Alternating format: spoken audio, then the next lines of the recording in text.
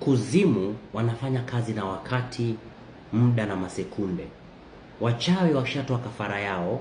Kwenye ulimwengu wa roho wameshakuwa, lakini kwenye ulimwengu wa damu na nyama wewe bado ya okay, unatembea, unafanya kazi kama kawaida, lakini kwenye ulimwengu wa roho washakumaliza. Lakini wewe hauoni kama umemalizwa.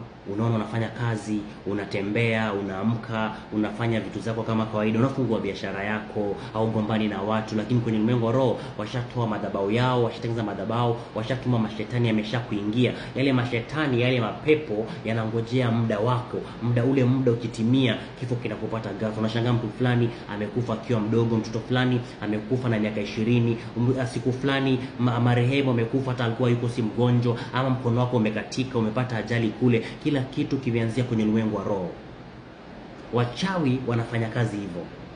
Ndio maana ni muhimu sana kugeuza kila saa iwe damu ya mwanakondoo. Sema nageuza siku zangu ziwe siku za damu ya mwanakondoo. Nasambaratisha kikao chao, nasambaratisha mikutano yao, ile tarehe waliyopanga na isambaratisha kwa damu ya mwanakondoo, na waweka wao katika jina la Yesu Kristo. Aingie kwenye shimo leo nichimbia katika jina la Yesu Kristo. Nageuza siku yangu kuwa siku ya damu ya mwanakondoo. Nageuza biashara yangu kuwa biashara ya damu ya mwanakondoo. Kama ni safari, sema naigeuza ikiwa safari ya damu ya mwanakondoo.